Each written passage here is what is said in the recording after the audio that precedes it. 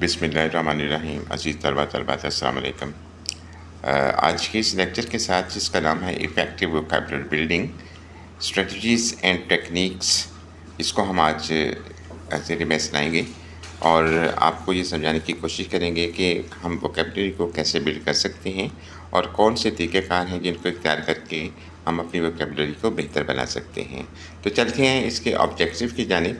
तो आज के लेक्चर में जो हमारे ऑब्जेक्टिव्स हैं, वो सबसे पहले ये है कि to understand the importance of vocabulary building, कि हमने वोकैबुलरी बिल्डिंग को समझना है कि इसकी अहमियत क्या है। Number 2, to learn strategies for building vocabulary, कि वो कौन से तरीक़ेकार हैं जिनको इख्तियार करके हम अपनी वोकैबुलरी को बेहतर बना सकते हैं। Number 3, practice techniques for improving vocabulary, vocabulary को बेहतर बनाने के लिए हमारे पास कौन सी ऐसी टेक्निक्स होती हैं, उनको हम कैसे प्रैक्टिस करेंगे उसको डिस्कस करेंगे। To understand contextual usage, synonyms, antonyms and idiomatic expression, हम किस तरह से कॉन्टेक्चुअल यूजेज को यूज़ कर सकते हैं, सिनोनिम्स को, एंटोनिम्स को और इडियोमैटिक एक्सप्रेशन को। आज के इस लेक्चर में ये हमारा मौज़ूअ बहस होगा। तो चलते हैं हम। सबसे पहले वोकैबुलरी बिल्डिंग होता क्या है। Vocabulary building refers to the process of learning and acquiring new words and their meanings, कि नए अल्फाज और उनके मानी को जानना, हासिल करना या सीखने के अमल को हम vocabulary building कहते हैं। It involves understanding the context, ये context में यूजेज, उसके इस्तेमालात के और कनोटेशन वगैरह के जितने भी वर्ड्स होते हैं इसको इम्प्रूव करते हैं और इस तरह से हमारी कम्युनिकेशन स्किल भी बेहतर होती है। यानी हमारी कम्युनिकेशन स्किल को बेहतर करने के लिए हम क्या करते हैं कि वोकैबुलरी बिल्डिंग जो है उसको हम डिस्कस करते हैं। जैसा कि आपके सामने इसकी डेफिनेशन है, ये सारी डेफिनेशन जो हमें ये बताती है कि हमने वोकैबुलरी को कैसे बिल्ड करना है। नेक्स्ट है हमारे पास सबसे पहले स्ट्रेटजीज फॉर वोकैबुलरी बिल्डिंग में रीडिंग आता है। रीडिंग क्या होता है? Reading is one of the most effective way to build vocabulary. Vocabulary को सबसे ज़्यादा बेहतर अंदाज से जो चीज़ बिल्ड करती है वो हमारी रीडिंग है। Expose yourself to various text, मुख्तलिफ मौज़ूआत जो जिसको टेक्स्ट लिख के होते हैं, मज़ामीन लिख के होते हैं, जैनर्स एंड ऑथर्स वगैरह से अपने आप को मुख्तलिफ अनवा से और मुसन्निफ़ीन से अपने आप को वाक़िफ़ कराएँ, रुशनास करवाएँ। For example, read a novel, article और blog on a topic you are interested in, कि आपको जो बेहतर टॉपिक नज़र आता है या कोई नावल आपकी मर्ज़ी का है या आर्टिकल जो आपको पसंद है उसको आप स्टडी करें और उसको सीखने की कोशिश करें। इसमें यकीनी तौर पर जब आप किसी नई चीज़ को स्टडी करते हैं बहुत सी मुश्किलात का सामना करना पड़ता है। वो बाज़ वक़्त ऐसा भी होता है कि हमें कुछ वर्ड्स नहीं मिलते या वर्ड्स मिलते हैं तो उनका मानी हमारी समझ में नहीं आता। तो उसको समझने के लिए कि हाँ क्या हम करते हैं कि सेकंड में जो टॉपिक है डिक्शनरी एंड फ्रेजेस, इसको हम डिस्कस करते हैं। डिक्शनरी से क्या होता है कि हम अपने वर्ड को तलाश करते हैं, उसका मीनिंग तलाश करते हैं और साथ में हमें उसके एंटोनिम्स और सिनोनिम्स वगैरह भी मिल जाते हैं। फॉर एग्जांपल, हमारे पास एक वर्ड है, उस वर्ड को जैसा कि परस्पिकेशियस है, इस वर्ड को हम देखने के लिए डिक्शनरी को यूज़ करेंगे। आइए हम देखते हैं कि डिक्शनरी कैसे यूज़ करते हैं। डिक्शनरी को यूज़ करने के लिए हमने क्या करना है, सबसे पहले to find a word meaning in the dictionary in the follow step, ये मतलब स्टेप्स को फॉलो करेंगे। लोकेट द वर्ड, उस वर्ड को आपने लोकेट करना है, ढूंढना है। कैसे ढूंढना है? Find the word you are interested in, you will list alphabetically, कि डिक्शनरी में जो वर्ड्स लिखे होते हैं उनको ABC के ऑर्डर में यानी अल्फ़ाबेटिकली लिखा जाता है। जो वर्ड आपने ढूंढना है उस वर्ड के अल्फ़ाबेटिक के पेज पे आप जाएं और उसको ढूंढें। Check the entry, look the word words definition, pronunciation and the part of speech, example noun verb वगैरह। जब हम वहाँ पे जाते हैं तो उसकी मीनिंग के साथ बहुत सी चीज़ें और भी लिखी होती हैं कि उस वर्ड की डेफिनेशन क्या है, इसको प्रोनाउंस कैसे करना है, इसको प्रोनाउंसिएशन इसकी क्या है, किस तरह से इसको आपने बयान करना है, और ये पार्ट्स ऑफ स्पीच में जो हम पहले पढ़ चुके हैं उसमें से किस हिस्से में आता है, जैसा कि शायद ये नाउन में आता है या वर्ब में आता है। नंबर 3 में है अंडरस्टैंड द मीनिंग्स, कि उसके मतलब को समझें। Read the definition and example, go to grasps a word meaning, और इसके लिए आप क्या कर सकते हैं, उसकी डेफिनेशन को भी पढ़ सकते हैं और उसके मीनिंग के साथ जो दूसरे अल्फाज लिखे होते हैं, मिसालें लिखी होती हैं, उनसे हम इसके मानी को जांचने की कोशिश करते हैं। उसके बाद चेक सिनोनिम्स एंड एंटोनिम्स, उसके सिनोनिम्स और एंटोनिम्स भी लिखे होते हैं, उनको देखें कि इसके मुतरादिफात यानी बरक्स या उसके उलट अल्फाज क्या हैं, उसका मीनिंग भी आपके सामने आएगा और वर्ड भी सामने आएगा, और इसके साथ इसके एंटोनाइम्स जो हैं एक जैसे अल्फाज भी आएंगे, और एंटोनाइम्स उसके बरक्स या मुतरादिफात भी आएंगे।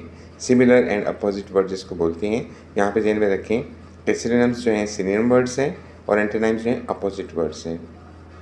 उसके बाद 5वां पॉइंट है example sentences, see how the word is use in the context. इस लफ्ज़ को हमने कैसे एग्जाम्पल में इस्तेमाल किया है। अगर हम इसको देखें, लफ्ज़ को तलाश करना, उसका अंदाज चेक करना, उसका मानी को समझना, और ये देखना ये मुतादिफात में आता है या मुतज़ादात में आता है, और इसके बाद मिसाली जुमले को देख के हम उसके वर्ड के मीनिंग को समझने की कोशिश करते हैं। इसके बाद नेक्स्ट हमारे पास जो टॉपिक है कि हम किस तरह से, तीसरा पॉइंट इसका, वोकैबुलरी को बिल्ड कर सकते हैं।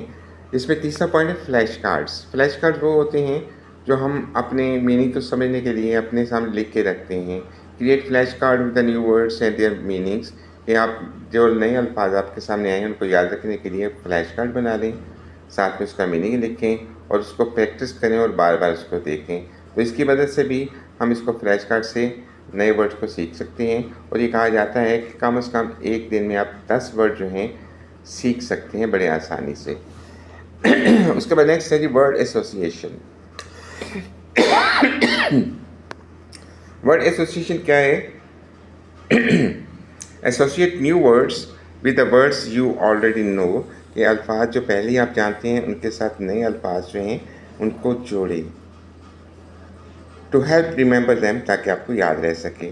फॉर एग्ज़ाम्पल हमारे पास फैसिटियस वर्ड है, इसको हम दो अल्फाज को जोड़ के फ्यूसी और मेटिकुलस को जोड़ के हम बना सकते हैं।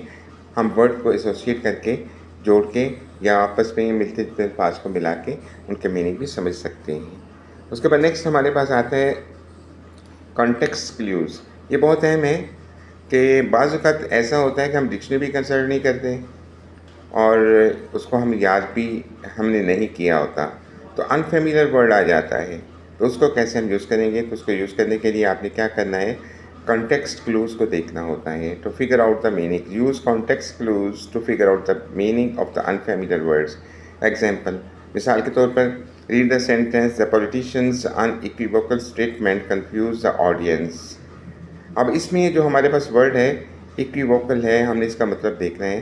तो इसका मतलब देखने के लिए हम सेंटेंस में देखेंगे कि सेंटेंस में वर्ड जो है कन्फ्यूज भी है, और सेंटेंस में जो वर्ड जो है और बहुत से दूसरे अल्फाज भी हैं, किसकी स्पीच भी है, पॉलिटिशियंस की स्पीच भी है।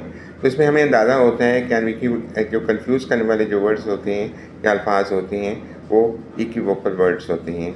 तो यहाँ से हम इसका अंदाज़ा लगाते हैं इस तरह से कि इसका वर्ड का मीनिंग क्या हो सकता है।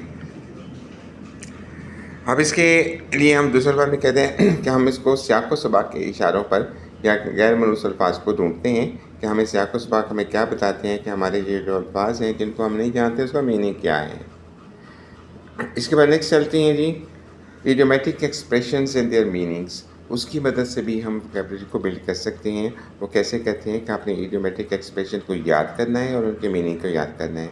मिसाल के तौर पर ब्रेक अलग मीन्स गुड लक। यहाँ पर जो वर्ड हम इस्तेमाल करते हैं, फॉर एग्जांपल किसी सेंटेंस में हमने ब्रेक द लेग के वर्ड को यूज़ किया, तो ब्रेक द लेग का ज़ाहिर मतलब जो है टांग को तोड़ना होता है, लेकिन इसका असल मतलब जो है वो अल्लाह करे या कामयाबी हो। इस तरह के बहुत सारे जो वर्ड्स हैं आपको मिसाल के तौर पर दिए हैं और आपको मिल भी जाएंगे। फॉर एग्ज़ाम्पल ये आपके सामने जो वर्ड्स लिखे हुए हैं, ये आप इसको देखें, इसका बज़ाहिर मतलब कुछ और बनता है, लेकिन इडियोमेटिक एक्सप्रेशन में इसका मतलब कुछ और बनता है। यानी हम इडियोमेटिक एक्सप्रेशन की मदद से भी हम अपने वर्ड्स सीखने के अमल को जारी रख सकते हैं। इसके बाद नेक्स्ट हमारे पास है जी क्वेश्चन एंड आंसर्स, कि आपको किस तरह से क्वेश्चन और आंसर पूछा जा सकता है। फॉर एग्ज़ाम्पल हमारे पास ये है, read the passage and answer the question. The politician speech was laced with platitudes which annoyed the audiences. यहाँ पे वर्ड प्लेटिट्यूड है, इसका मीनिंग हम कंटेक्चुअल क्लू से निकालेंगे। इसका मतलब क्या बनता है, over use and meaningless. Meaningless यानी जिसका मतलब ही कोई ना हो, इसका मतलब ये प्लेटिट्यूड्स का बनता है। इस तरह से यूज़ द वर्ड फैसिलिटीज है। और थर्ड में हमारे पास, फोर्थ में हमारे पास है जी describe the situation where you would use the word elaborate जो है। इस तरह के बहुत से अल्फाज और इन चीज़ों को आप देख सकते हैं कि आपके सामने मिसालों के साथ इस चीज़ को वाज़ेह किया गया है कि आपने वर्ड को कैसे समझना है। इसके बाद नेक्स्ट है जी क्वेश्चन कुछ पूछे जा सकते हैं, वो क्वेश्चन आप देख लें। What is the meaning of the word वगैरह वगैरह। इस तरह से आपके क्वेश्चन जो हैं आंसर्स के साथ यहाँ पे दे दिए गए हैं और आपने इनको देखना है और इनके मीनिंग्स को चेक करना है। ठीक हो गया जी। उम्मीद है कि आपको ये लेक्चर समझ आ गई होगी और इसके साथ ही आपका शुक्रिया अदा करते हैं। अल्लाह ताला आपका हामी नासिर हो। पाकिस्तान जिंदाबाद।